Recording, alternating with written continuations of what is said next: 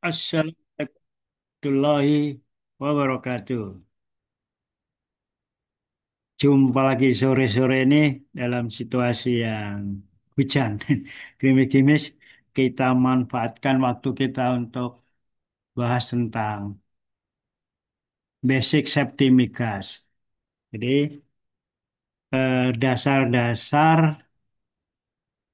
K3 migas atau K3 migas dasar.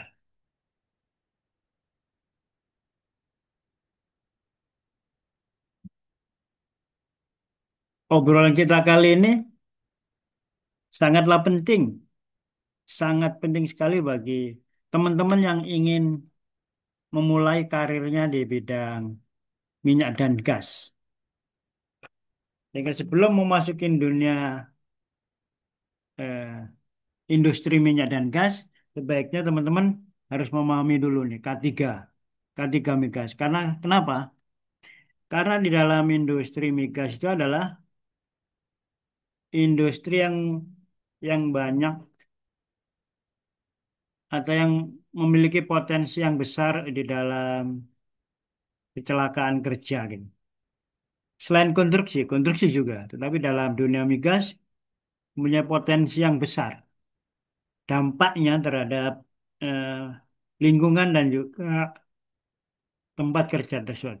Maka dari itu, di dalam pelatihan kita kali ini, obrolan kita kali ini, eh, diharapkan teman-teman nanti yang menyimak ini semua eh, memahami prinsip dasar keselamatan di industri migas, yaitu HSE, in, industri minyak dan gas. Yang kedua, mampu mengenali potensi bahaya dan risiko di lingkungan minyak dan gas, setelah mengetahui penggunaan APD dengan yang benar dan memahami prosedur tanggap darurat serta evakuasinya, serta nanti akan menumbuhkan budaya kerja yang aman dan bertanggung jawab. Jadi itu tujuan daripada obrolan kita sore ini. Semoga ini semua ada manfaatnya bagi kita semua. Jadi konsep dasar dari HSE dalam migas, kemudian identifikasi bahaya, itulah ruang lingkupnya ya dari pembahasan kita APD dan keselamatan kerja serta prosedur darurat evakuasi serta identifikasi bahayanya nanti. Sebelum kita membahas lebih lanjut, tentunya kita harus paham dulu tentang dasar hukum dari standar dan standar ya ketika migas ini yang update ya. Jadi untuk eh, K3 migas tentu tetap menggunakan dasar hukum utamanya yaitu Undang-Undang Nomor 1 Tahun 70. Ini ibunya daripada Undang-Undang Keselamatan Kerja. Undang-Undang Nomor 22 Tahun 2001 tentang minyak dan gas harus kita pahami di sana. Ini ada sebagai dasar hukumnya. Permen ESDM Nomor 32 Tahun 2021 tentang pedoman keselamatan migas.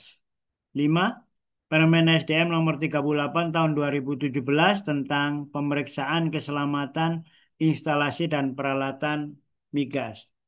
Semestinya urutannya adalah tahunnya berarti yang tiga ini, Permen nomor 38 ini ada lebih dulu ya daripada Permen 32. Kemudian permen yang terbaru dari SDN nomor 14 tahun 2025 tentang kerjasama pengelolaan BK Migas. Dan juga standar internasional ISO 45001 tahun 2018, AP dan OSA. Itu regulasi migas ya.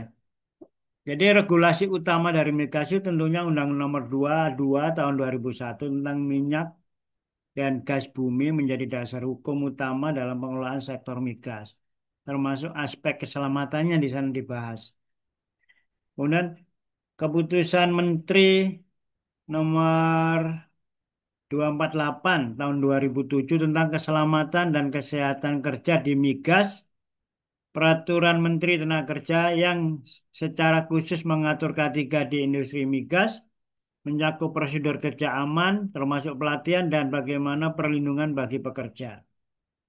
Permen SDM nomor 33 tahun 2021 mengatur K3 perlindungan lingkungan dan kaidah teknis panas bumi untuk pemanfaatan tidak langsung berlaku untuk sektor migas yang bersinggungan dengan panas bumi. Ini khusus untuk sektor migas yang bersinggungan dengan panas bumi. Kementerian SDM sudah mengeluarkan peraturannya nomor 33 tahun 2021 tentang K3-nya dan perlindungan lingkungan gitu. Peraturan pemerintah terkait migas yaitu PP ya, ini di bawah undang-undang ada PP 35, PP 79 tahun 2010, ada PP 23 tahun 2015 yang mengatur pengolahan bersama sumber daya alam migas di Aceh termasuk aspek keselamatan kerjanya. Ini juga bisa menjadi bahan rujukannya. Kalau ini adalah yang tentang K3 migas yaitu PP nomor 19 tahun 73 pengaturan dan pengawasan keselamatan kerja di bidang pertambangan. Jadi untuk pertambangan maupun migas masuk di sini. PP nomor 17 tahun 74 tentang pengawasan pelaksanaan eksplorasi dan eksploitasi migas di daerah lepas pantai. Di PP 17 tahun 74 khusus mengatur tentang pengawasan untuk eksplorasi dan eksploitasi migas ya di lepas pantai. Kalau yang PP nomor 11 tahun 79 tentang keselamatan kerja pada pemurnian dan pengolahan migas. Jadi ada eksplorasi tersendiri, ada pemurnian sendiri, pengolahan. Baik, nanti kita pelajari saja itu semua. Jadi ini menjadi apa hal yang perlu kita ketahui. Dan juga permen ya, permen pertambangan nomor 5 tahun 77 tentang kewajiban memiliki sertifikat kelayakan konstruksi untuk platform migas di daerah lepas pantai. Wajib udah tahun 77 nih udah dibuat. Peraturan Menteri Pertambangan dan Energi nomor 6 tahun 91 ya tentang pemeriksaan keselamatan kerja dan instalasi peralatan dan teknik yang diperlukan dalam pertambangan migas dan sumber daya panas bumi yang terkait dengan sumber daya panas bumi. Baik, bagi teman-teman yang belum masuk dunia migas, apa sih industri minyak dan gas itu? Industri perminyakan itu mencakup pemrosesan global ya minyak bumi. Mulai dari eksplorasi, ekstraksi, penghilangan, transportasi yang biasanya melalui tanker minyak dan transportasi jalur pipa, serta pemasaran produk minyak bumi. Volume produk terbesar dari industri ini adalah memang pada bahan bakar bensinnya. Jadi industri migas itu dari hulu sampai hilir, dari mulai eksplorasi, ekstraksi, nah, ada yang produksi ya, penghilangan sama pengolahan, kemudian sampai kepada distribusi, transportasi, distribusi ini ke lokasi-lokasi yang memerlukan seperti Pertamina dan sebagainya, apa, pom bensin. Itu termasuk industri minyak bumi dan gas. Tapi ada dua nanti. Yang mana yang diatur oleh SKK Migas, mana yang diatur oleh BP Migas. Pendahuluan.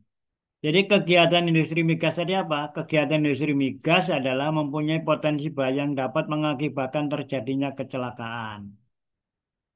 Terutama juga kebakaran, keracunan, dan pencemaran lingkungan. Jika tumpah kan menjadi pencemaran di laut nih, sehingga dapat menimbulkan kerugian terhadap karyawan, perusahaan, dan masyarakat serta lingkungan. Lingkungan. Tentunya kalau lingkungan rusak, juga masyarakat juga sekitar daerah itu dan masyarakat pada umumnya juga akan mengalami kerugian. Jadi itu ya. Apa industri migas? Kegiatan industri migas mempunyai potensi yang besar ya.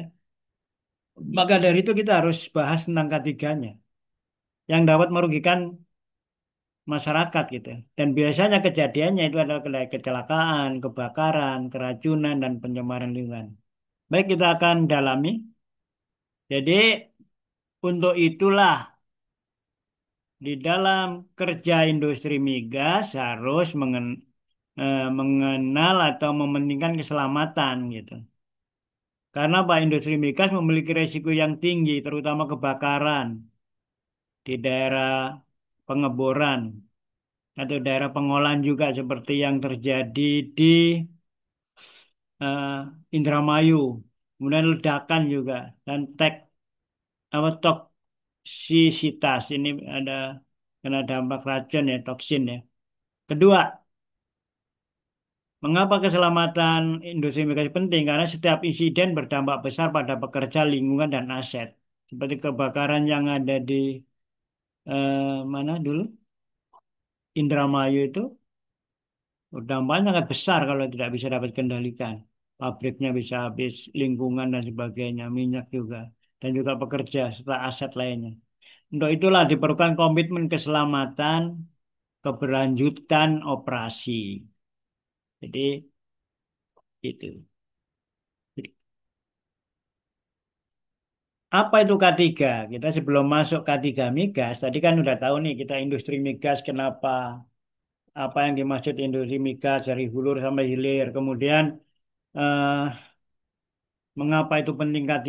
Karena bahaya, potensi bahaya kebakaran, kecelakaan kerja, juga toksisitas dan sebagainya, pencemaran lingkungan. Nah, sekarang K3, apa yang dimaksud K3 secara umum? Persepsi umum mengenai keselamatan atau safety adalah keadaan bebas dari bahaya, diartikan secara mutlak absolut. Dengan pengertian keselamatan dalam operasi industri adalah pengertian relatif. Keselamatan adalah keadaan relatif bebas dari bahaya, kecelakaan maupun kerusakan. Operasi yang relatif dapat diterima ditinjau dari segi resiko dan kerugian. Jadi itu yang dimaksud dengan pengertian keselamatan dalam industri ya. Tujuan dari keselamatan tentunya adalah semua orang yang baik yang bekerja maupun orang lain tamu yang berada di tempat kerja atau masyarakat yang ada di lingkungan eh, tempat industri migas dalam kondisi sehat dan selamat. Produksi dapat berjalan secara efektif dan efisien, tidak terganggu. Prosedur masa proses produksi berjalan dengan lancar tanpa hambatan. Itu yang dimaksud dengan keselamatan kerja. Bagaimana kita tahu bahwa minyak bumi juga menjadi bahan mentah yang paling banyak produk kimia seperti obat, pelarut, pupuk, pestisida, dan plastik. Maka ini juga akan menjadi bahaya ya, potensi yang membahayakan daripada pekerja. Di mana industri ini biasanya dibedakan menjadi tiga komponen utama, hulu, menengah, dan hilir. Hulu itu katakanlah di pengeboran, menengah mungkin di pengolahan, nah, di pengeboran dan apa itu dan industri mungkin di hulu, tapi pengolahan dan sebagainya menengah dan hilir adalah di distribusi. Operasi menengah biasa dimasukkan ke dalam kategori hilir. Dengan begitu banyaknya produk ini juga banyak mengandung obat dan pelarut pestisida, maka tentunya bahayanya cukup besar gitu kan. Jadi maka itu K3 migas merupakan suatu ilmu pengetahuan dan penerapan dalam upaya mencegah kecelakaan, kebakaran, peledakan, pencemaran lingkungan, dan penyakit akibat kerja yang ada di dalam industri migas. Jadi merupakan ilmu ya. Ini ilmu nih, ada ilmu dan juga ilmu dan praktek nih dalam upaya untuk mencegah kecelakaan kerja berupa kecelakaan kerja, berupa kebakaran, berupa peledakan, berupa pencemaran lingkungan, tumpah dan sebagainya dan juga penyakit-penyakit akibat kerja mungkin kena toksin dan sebagainya yang ada dalam industri migas. Itulah yang dimaksud dengan K3 migas. Jadi pokok bahasan kita eh, fokus kepada mencegah kecelakaan yang ada di industri migas, kebakaran yang ada di industri migas, peledakan, pencemaran lingkungan, dan juga penyakit akibat kerja yang ada di dalam industri migas. Dengan tujuan agar semua orang yang bekerja maupun orang lain tadi selamat gitu ya, agar sumber daya produksi berjalan dengan lancar. Ini tadi sudah kita sampaikan. Baik, kita akan bahas tentang konsep dasar HSE atau Health, Safety, and Environment. Jadi kesehatan, keselamatan kerja, dan lingkungan ya. Health perlindungan kesehatan pekerja, safety pencegahan kecelakaan kerja, environment pencegahan pencemaran lingkungan. Ini semua diterapkan melalui sistem manajemen HSE perusahaan. Jadi yang dibahas adalah perlindungan pekerja, kemudian pencegahan kecelakaan kerja, sama pencegahan pencemaran lingkungan. Ini diterapkan menjadi sistem manajemen HSE. Kalau di apa di konstruksi itu SMKK. Dan menurut undang-undang dan juga kebijakan Permenaker itu bahwa semua industri harus menggunakan sistem manajemen keselamatan. Nah, untuk industri migas, kita berikan nama sistem manajemen keselamatan di industri migas, itu HSE ini, ada lingkungan. Jadi sudah kita pahami tadi, potensi bahaya di dalam industri migas itu kecelakaan. Ya, yang sering terjadi adalah di kebakaran, peledakan dan peracunan atau toksisitas tadi. Inilah yang menjadi fokus kita yang harus kita waspadai gitu.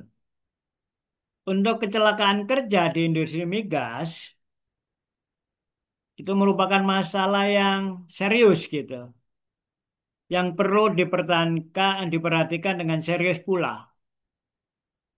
Apa aja kecelakaannya? Beberapa faktor yang kontribusi terhadap kecelakaan kerja di industri migas itu antara lain ya, perilaku kerja yang tidak aman dari perilaku manusianya nih, pekerjaan yang tidak disiplin, pekerjaannya yang berlaku sembrono, ceroboh dan sebagainya.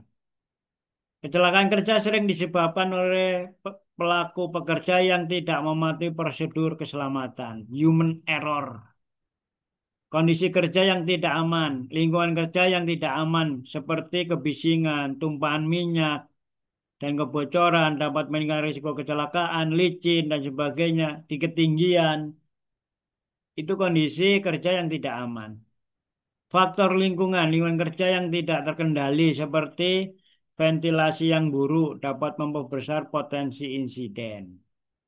Kesalahan manusia, human error, kesalahan pekerja seperti tidak mengikuti prosedur atau mengabaikan alat pelindung diri, sering menjadi pemicu utama kecelakaan. Katakanlah bekerja di di anjungan itu tidak menggunakan full body harness. Nah, cara menggunakannya salah juga dan sebagainya, tidak teliti. Ini juga menjadi salah satu penyebab dari kecelakaan yang tergolongkan dalam kesalahan manusia atau human error. Human error menjadi penyebab yang dominan dalam kecelakaan yang terjadi di industri migas itu. Bahkan juga yang ada di konstruksi. Selain faktor lingkungan, kesalahan manusia sering menjadi pemicu utama kecelakaan di industri migas. Misalnya, pekerja tidak mengikuti prosedur, eh, bandel dia, mengabaikan alat pelindung diri. Dalam situasi seperti ini, peran sertifikasi pengawas K3 industri migas sangat krusial.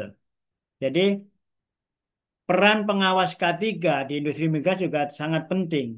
Maka dari itu, seorang pengawas K3 harus memiliki sertifikat sebagai seorang pengawas K3 industri migas. Gitu. Begitu juga pengawas K3 di pekerjaan ketinggian, semestinya harus punya itu. Kemudian tenaga kerja yang mendapatkan pelatihan dari energi akademik mampu membimbing kerja agar selalu mematuhi regulasi keselamatan. Jadi selain K3 harus dilatih juga tentang ini ya energi ya. Eh, Bagaimana ya bisa membimbing itu pekerja untuk mematuhi regulasi itu gitu. Harus ada pelatihannya maksudnya nih. Dengan meninggalkan pola human error. Ini juga tugasnya dari petugas dan petugas K3 nih. Dampak kecelakaan industri migas. Sudah dapat kita pahami bahwa kecelakaan yang terjadi eh, di dalam industri migas biasanya membawa dampak yang signifikan bagi perusahaan migas. Tidak hanya menimbulkan kerugian material akibat kerusakan peralatan, tetapi juga dapat menghambat proses produksi. Jadi kalau terjadi kecelakaan gitu, kecelakaan kerja, tentunya proses produksi bisa terhambat, peralatan rusak. Oleh karena itu, pengawas ketiga industri migas harus selalu mengedepankan prinsip kehati-hatian dalam setiap langkahnya. Kerugian finansial, dampak psikologi bagi pekerja. Jadi dampak dari kecelakaan kerja di industri migas itu ada tiga, yaitu membawa dampak yang signifikan bagi perusahaan, alat rusak, kemudian juga prosedur apa itu proses produksi terhambat, kerugian finansial, gitu kan, dan juga dampak daripada pekerja mentalnya, gitu kan. Rasa takut, cemas, hingga kehilangan motivasi muncul setelah melihat kejadian atau setelah kejadian ini, kecelakaan kerja. Ya. Kecelakaan kerja itu apa? Yaitu kecelakaan yang terjadi di tempat kerja atau dalam hubungan dengan pekerjaan.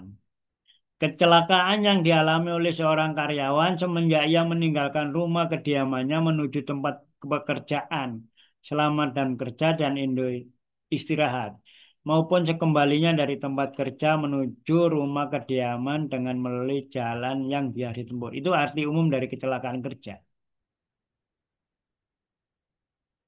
Kecelakaan kerja industri itu dibedakan menjadi eksiden. Apa itu eksiden? Sebagai suatu peristiwa yang tidak diharapkan ya, tidak direncanakan, dapat terjadi kapan saja. Rangkaian peristiwa yang terjadi karena berbagai sebab, mengakibatkan kerugian fisik seperti luka atau penyakit terhadap seseorang, rusaknya harta milik perusahaan, terjadinya gangguan usaha setiap kejadian itu bisa kombinasi baik dari eh, gangguan usaha maupun dan efek-efek lainnya ya. Itu kecelakaan industri, eksiden. Prinsip-prinsip K3 Migas. Pertama, kita harus lakukan identifikasi bahaya dan penilaian risiko. HIRAT itu adalah High Identification apa itu ya? Rate Accident ini pokoknya itu yang di industri nih. Kalau yang di konstruksi itu HIRAK. Dua adalah penerapan sistem manajemen K3, SMK 3 Migas tentunya. Kepatuhan terhadap regulasi, partisipasi dan pelatihan kerja. Artinya para pekerja harus dilatih dan juga harus semua para pekerja, manajemen semua harus berpartisipasi terhadap eh, K3 ini. Kesiapsiagaan dan tanggap darurat. Program-program pencegahan kecelakaan kerja itu ya sudah ada peraturan undang-undangannya, standarisasi, penelitian teknis, riset medis, penelitian fisiologi, statistik, pendidikan dan penerapan ketiganya dibuat SOP-nya gitu. Baik, kita kembali ke jenis-jenis bahaya. Jenis bahaya di dalam migas itu ada digolongkan menjadi 6 ya. Biologi, biologi itu bisa fauna, flora. Ada kimia, ya, bahaya kimia, bahaya kebakaran, fires, fire api, toxic, polusi, iritasi. Bisa juga bahaya ini adalah dari listrik ya. Maka dulu kita harus juga mengenal ini ketika listrik sedikit walaupun tidak begitu dalam tapi boleh kita pelajari ya. Karena di sana ada listrik itu electric shock gitu. Ada elektrik itu juga bisa mengakibatkan fire atau api, short circuit ya. Mekanik juga menjadi eh, salah satu potensi bahaya ya. Mesinnya gitu, mesinnya rusak atau ngadat atau ngeplak dan sebagainya. Alat angkutnya kemudian katakanlah eh, bejana tekannya gitu. Itu mekanik. Kalau fisika itu bahaya fisika itu bahaya kebisingan, udara yang panas, radiasi, tekanan, tekanan, getaran, dan ergonomi. Sedangkan psikologi itu stres, beban kerja. Kalau bekerja di migas itu kan biasanya katakanlah di pengelolaan ya, pengelolaan di di lepas pantai itu kan 3 minggu atau 2 minggu di lepas pantai, 2 minggu pulang atau 3 minggu di lepas pantai, 2 minggu pulang kan begitu. Itu menimbulkan stres tinggi. Ada di laut aja, nggak ke darat-darat. Kemudian juga industri migas ini kan industri yang harus penuh ketelitian ya, karena bahaya tadi. Maka itu biasanya menyebabkan beban kerja yang begitu ketat gitu, sehingga pekerja bisa stres. Potensi bahaya di industri migas sudah kita sampaikan tadi, kita dalami lagi. Mekanis tadi, ada kimia, ada fisika, ada lingkungan. Kemudian eh, ada fisik, kimia, mekanik, lingkungan dari tekanan tinggi, ekstrim dan sebagainya. Sudah kita bahas tadi. Kemudian program-program kerjanya untuk K3 Migas itu apa? Pertama ya kita harus sering melakukan safety meeting. Kemudian kita harus melakukan inventarisasi permasalahan K3 yang ada di lokasi kerja industri migas. Identifikasi dan inventarisasi sumber bahaya. Kita catat semua sumber bahayanya. Kemudian penerapan norma K3. Kita inspeksi secara rutin dan teratur. Penyelidikan dan analisa kecelakaan jika ada kecelakaan. Kita harus lakukan penyelidikan dan analisa. Pendidikan dan latihan terkait dengan K3. Prosedur dan tata cara evakuasi. Catatan dan data K3 harus kita buat. Harus kita laporkan juga dan ada penelitian. Jadi identifikasi bahaya ini penting, kemudian kita lakukan kajian risiko, kita kendalikan, kita komunikasikan risiko, kita monitoring. Jadi diidentifikasi bahaya apa saja, apakah ada bahaya kebakaran kira-kira di sana di sektor mana, apakah ada bahaya toksin, ataukah ada bahaya yang tentang kecelakaan kerja model apa, ketinggian dan sebagainya. Kita identifikasi, kita kaji resikonya, bagaimana kita apa gitu kita mitigasi, kita buatkan rencana-rencana mitigasinya atau pencegahannya gitu. Menggunakan apa? Baik engineering maupun menggunakan APD, APK dan sebagainya gitu. Nah, kita kendalikan, kita komunikasikan rencana itu kepada semua yang ada di sana, kemudian kita monitoring kinerjanya. Sekarang kita bahas tentang APD. Sebagaimana udah kita APD, APD yang ada di sektor migas hampir sama saja dengan di sektor lain. Tentunya helm ya harus kita pakai. Kacamata safety, respirator, sarung tangan, sepatu safety dan coverall. Wear pack juga harus kita gunakan ya. Pemilihan APD harus sesuai dengan bahaya yang di apa yang dihadapi.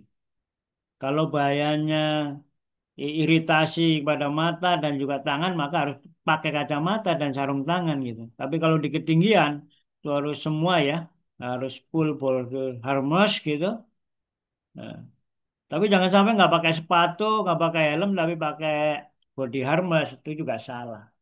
Karena dasarnya semua harus pakai baju kerja, helm, kacamata, sepatu, dan sebagainya, sarung tangan. Pemeriksaan dan perawatan APD secara berkala. Ini harus dilakukan. Baik, kita sekarang berbicara bagaimana sistem manajemen K3-nya di dalam migas. Kita harus membuat suatu kebijakan K3 di perusahaan itu. Bagaimana sistemnya? Kalau di konstruksi ada kebijakan K4 ya, KKK ya. Itu artinya termasuk keselamatan dan keberlanjutan di sana. Nah, bagaimana penerapannya itu dimuat di dalam kebijakan gitu. Jadi penerapan SMKK atau SMK 3 itu namanya SMKK. Jadi ini kebijakan penerapan SMK 3 migas itu harus dibuat. Direncanakan dan dikendalikan pelaksanaannya, kemudian diaudit dan dievaluasi kinerja ketiganya setelah tindakan perbaikan jika ada peningkatan keberlanjutan PDCA-nya, dievaluasi lagi, ditingkatkan lagi, di-action lagi, direncanakan lagi, terus kaizen gitu. Jadi tindakan perbaikan yang terus-menerus. Nah, di dalam dunia industri migas, izin kerja itu harus jelas ya. Karena apa? Karena ketika terjadi kecelakaan sudah jelas nama dan sebagainya. Kemudian siapa yang memberikan tugas di sana itu harus jelas. Kalau tidak, maka orang itu akan bekerja tanpa kendali kita, tanpa pengawasan kita. Maka dari itu kita ada prosedur izin kerja, work work permit system. Ada hot work permit pekerja dengan potensi sumber api, cold work permit pekerja tanpa sumber api, jadi dibeda-bedakan. Confined space entry masuk ke ruangan terbatas.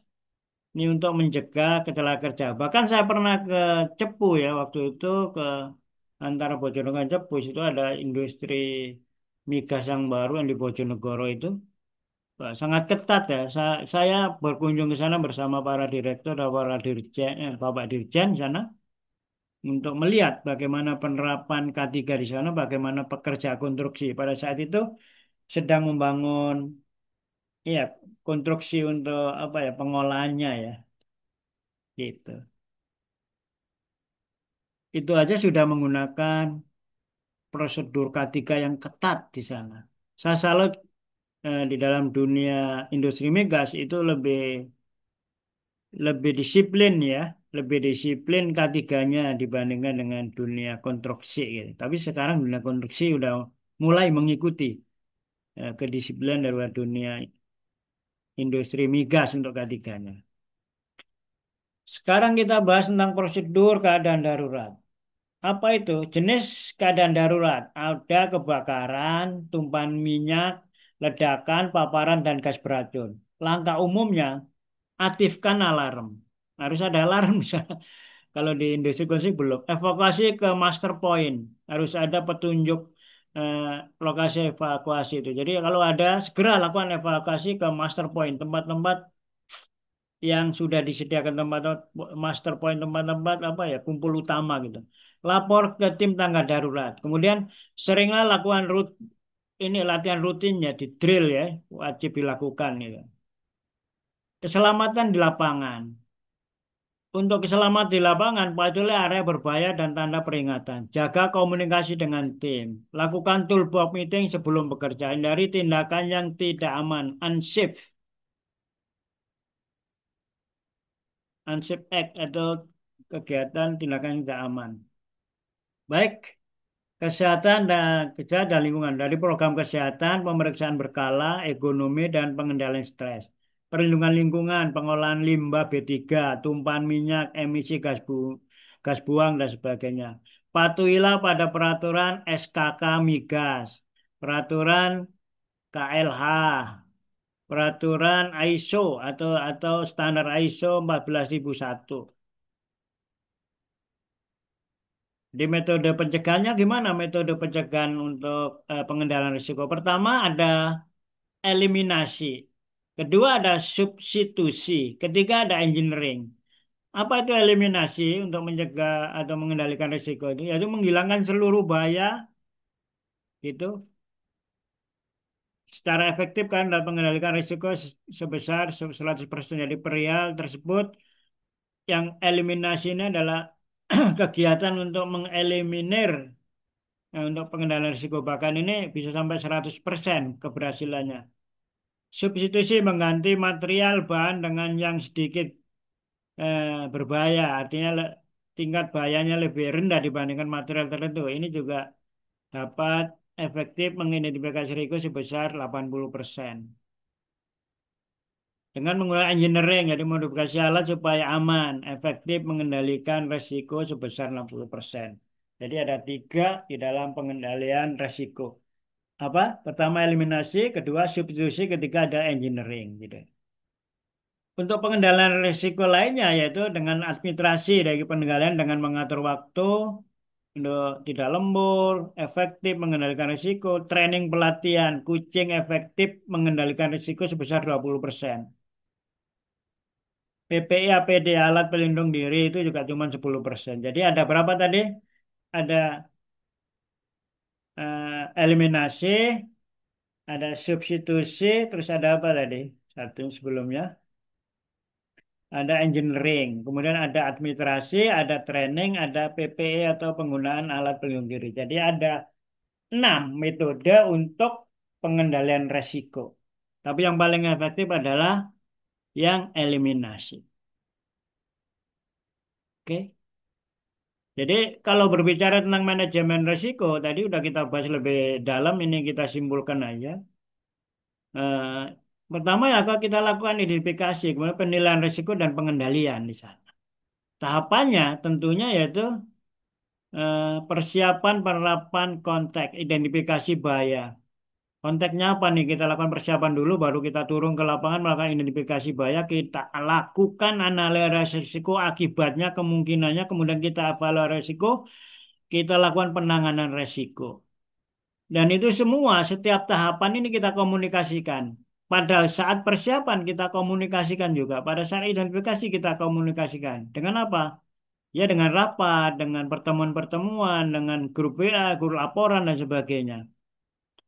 Terakhir kan kita lakukan penilaian risiko dengan melakukan monitoring review. Dan juga jangan lupa dibuat laporannya. Itu yang dimaksud dengan manajemen risiko. Dari mulai identifikasi bahaya tadi. Kalau kita berbicara lebih dalam tentang identifikasi bahaya, langkah-langkahnya apa? Apa yang dimaksud hazard atau bahaya itu? Hazard itu cedera terhadap manusia, kerusakan lingkungan, kerusakan fasilitas, reputasi perusahaan menurun itu maksud hazard. Dari segala sesuatu yang berpotensi yang membuat cedera manusia, rusak lingkungan, kerusakan fasilitas maupun potensi merusak reputasi perusahaan itu yang dimaksud dengan bahaya atau hajat tadi. Cedera terhadap manusia itu bekerja pada arus listrik misalnya. Kerusakan lingkungan misalnya pada bahan kimia, kerusakan pada fasilitas angkut beban dan sebagainya. Kemudian reputasi perusahaan seperti perbaikan pipa laut dan sebagainya juga itu semua kan itulah potensi bahaya yang dimiliki dalam dunia migas. Sumber bahaya ada di mana? Ada di manusia maupun di proses pekerja maupun lingkungan. Ada 3 sumber bahayanya. Pertama, ada di pekerja itu sendiri. Kondisi fisik dan psikologis pekerja. Kompetensi dan kewenangan pekerja. Ini yang menjadi potensi bahaya. Ini harus dicetilkan ini ya. Harus dipelajari, diidentifikasi. Siapa pekerjanya, kok psikologisnya bagaimana, kondisi fisiknya bagaimana. Kemudian selain itu, kita juga awasi, identifikasi juga proses pekerjaannya, tahapan pekerjaannya. Tahapan di dalam pekerjaan ini apa aja? Oh, ada yang naik, ada yang pasang ini harus naik nih di ketinggian. Maka itu potensi bahaya. Material yang diperlukan, peralatan yang dipergunakan, metode yang dipergunakan, dan sebagainya. Sama lingkungan kerja ini oh, ada di mana nih? Di tengah laut, atau di lingkungan di pinggir pantai tapi ada di dekat dengan lingkungan penduduk dan sebagainya. Kondisi lingkungan di sana adalah panas, panas yang sangat terik ya ini sangat apa itu sangat bahaya terhadap kemungkinan terjadinya kebakaran misalnya. Oke, apa yang apa bahaya yang dapat pada kegiatan di bawah ini? Ini bahayanya apa nih kira-kira kalau lihat gambar ini? Ini kan lagi apa ini? Motong yang gerinda ya. Kalau di depan sini ada minyak, pasti ini kebakar kebijakan. Kemudian ini juga bisa mengenai kulit, iritasi atau mata bisa buta. Maka dari itu harus harus pakai kacamata juga. Kemudian serpian-serpian ini juga bisa mengenai mata dan pernapasan ya. Bisa juga luka ya. Nah, analisa resiko, risk analysis. Pertama tadi kan kita lakukan identifikasi. Yang kedua, analisa. Kegiatan analisa atau risiko penilaian dengan cara menentukan besarnya kemungkinan probabilitas keseringan terjadinya, konsekuensinya. Gitu. Ini biasa yang disebut dengan JSA itu juga bisa atau HIRAT tadi. Jadi peluang itu probability kemungkinan terjadi suatu kecelakaan, kerugian terpanjang dengan suatu bahaya. Peluang orang jatuh karena melewati jalan licin. Peluang untuk ketusuk benda tajam ya. peluang tersengat listrik, peluang supir menabrak dan sebagainya. Ini kita bahas tentang probabilitas resikonya. Ya, ada hampir pasti, sangat mungkin, mungkin, kadang-kadang, jarang.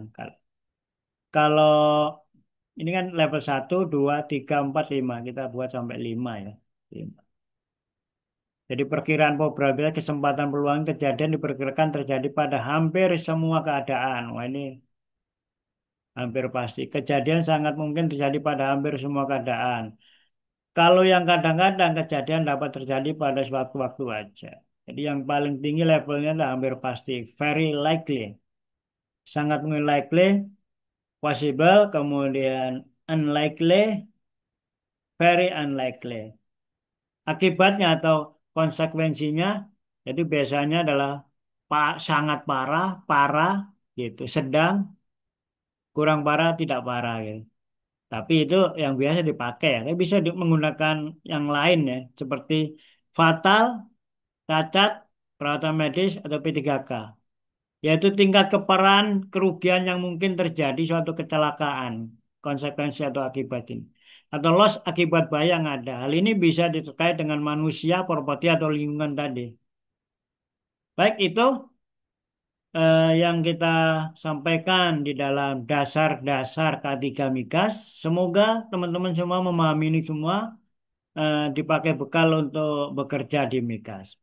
Ini ada sedikit kasus sebagai ini aja pengingat ya. Contoh ya, insiden kebakaran di fasilitas pengobaran minyak misalnya di Balongan pada tahun 2021. Ini pelajaran nih, kegagalan sistem pengawasan kerja panas, pentingnya kepatuhan terhadap izin kerja dan inspeksi alat.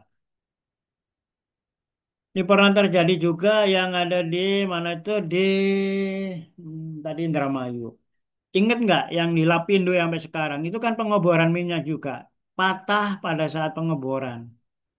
Sehingga air tekanan di luar tinggi.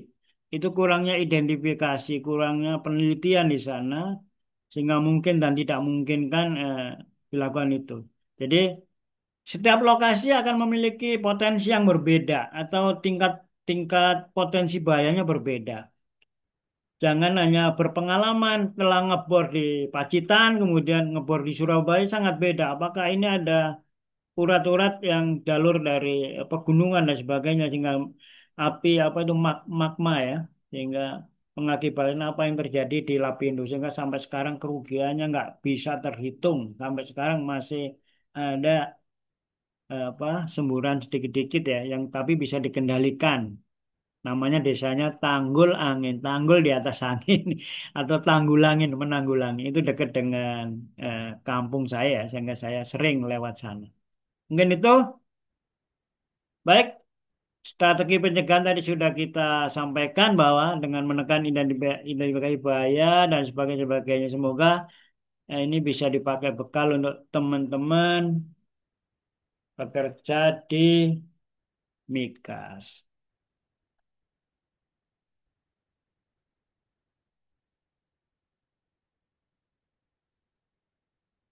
Ada pertanyaan? Tidak ada. Kalau tidak ada, saya kasih tips sedikit peran dan tanggung jawab siapa sih ketiga migas ini? Ya, manajemen gitu. Supervisor, pekerja, dan petugas K3 untuk melakukan pengawasan. Maka dari itu, eh, budayakanlah K3 migas ini ya dalam bekerja. Jadi kesimpulannya adalah industri migas menuntut disiplin tinggi. Pencegahan selalu lebih baik daripada penanggulangan. HSE adalah tanggung jawab bersama. Jadi health, safety, and environment adalah ketiga ini lingkungan kita adalah tanggung jawab bersama. Manajemen, pengawas, manajer, dan pekerja semua sampai kepada yang paling bawah, cleaning service, semua itu bertanggung jawab kepada HSE ini. Demikian dari saya. Wassalamualaikum warahmatullahi wabarakatuh. Semoga ini bermanfaat. Ya.